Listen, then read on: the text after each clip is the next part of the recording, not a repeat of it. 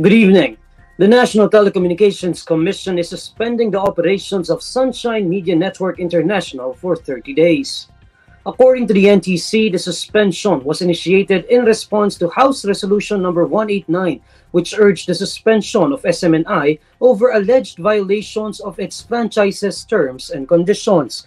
The House Committee on Legislative Franchises earlier adopted the resolution originally authored by PBA Party List Representative Margarita Nograles.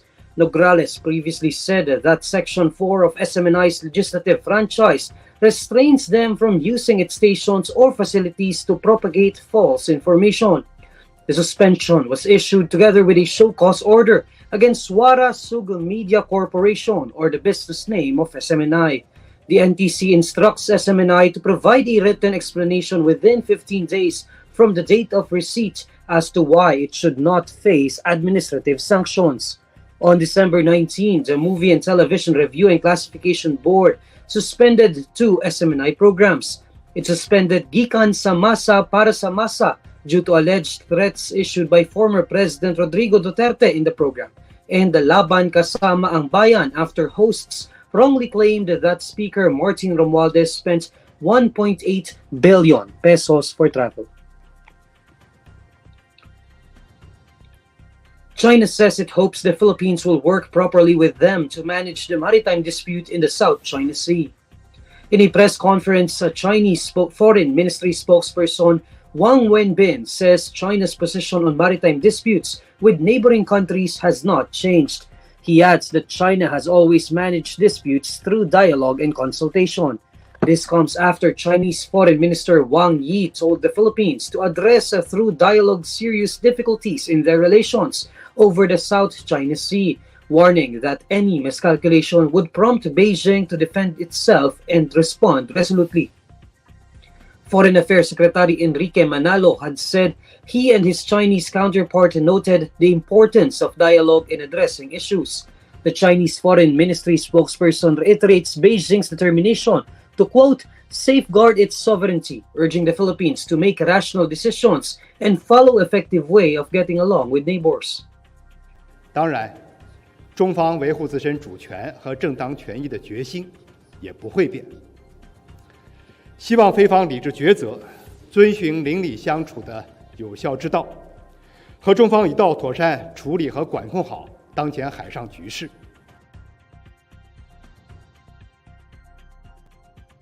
The Presidential Communications Office says the supposed declaration of December 22 being a special half-working day is fake. PCO Secretary Cheloy Garafil is referring to a circulating proclamation number 427, where December 22 was supposedly declared a special half-working day. However, the real proclamation number 427, based on the official gazette, involves the declaration of 9 individuals as manlilikha ng bayan. Meanwhile, Presidential Assistant for Strategic Communications Cesar Chavez was one of the first individuals to post the proclamation through his Facebook page. In a statement, Chavez says he is taking responsibility for the fake proclamation and apologizes for the confusion his post caused.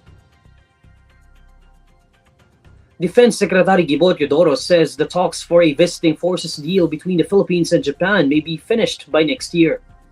In a television interview, Teodoro says the Department of National Defense already received the counter draft of the Reciprocal Access Agreement from their Japanese counterparts. This development comes as DND spearheaded the formal round of negotiations for the Reciprocal Access Agreement last November. Pressed if this development meant that the talks with the Reciprocal Access Agreement could be finished next year, Teodoro says it is possible. He adds they are targeting to finish the Reciprocal Access Agreement draft by the first quarter of 2024. Based on the 1987 Constitution, the upper chamber needs to ratify the treaty with at least 16 affirmative votes to make it valid or deemed effective. Senate President Juan Zubiri earlier expressed confidence that the majority of the upper chamber would favor the Reciprocal Access Agreement. The agreement enables a mechanism for shared military training and operations and larger joint exercises between the two countries. The Land Transportation Franchising and Regulatory Board is on the lookout for the airport taxi driver who reportedly charged passengers 10,000 pesos each. As seen in a video that made the rounds on social media, passengers were handed a laminated card showing a meter rate ranging from 9,700 pesos to 13,500 pesos, depending on the destination. The driver in the video allegedly asked the passengers to pay 10,000 pesos each and even locked the taxi until he was paid. In a radio interview, LTFRB spokesperson Celine Pialagos says the agency is ready to issue a show cause order once they identify the driver. Pialagos says they have yet to find the airport taxi and its driver, adding that the video does not provide details that would lead to his identity. She urges those who may have additional information or have experienced similar incidents to report it to the LTFRB. According to Pialago, the driver may face a fine of up to 15,000 pesos, the cancellation of his franchise, and the revocation of his driver's license. The Department of Trade and Industry reminds the public to be extra careful when buying fireworks for the holiday celebrations. The DTI on Thursday conducted a market inspection of fireworks and firecracker stalls in Bocaue, Bulacan, which is an annual hotspot for people looking to buy these pyrotechnics in bulk. In their inspection, DTI personnel came across 2 shops selling firework models with a Philippine standard mark but were not licensed to be sold. Assistant Secretary Amanda Nograles urges the public to refer to DTI's list of fireworks models that are authorized for sale on its official website.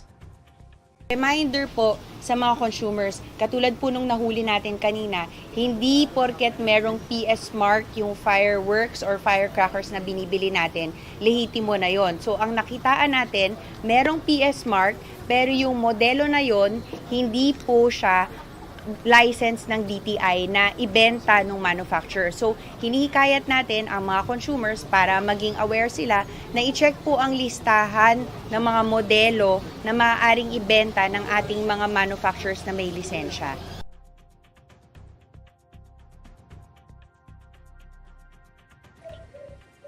Here's the latest roundup of today's top stories. China warns the Philippines to act with caution after maritime clashes.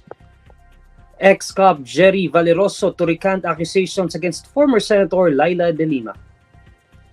And the National Telecommunications Commission suspends SMNI operations for 30 days.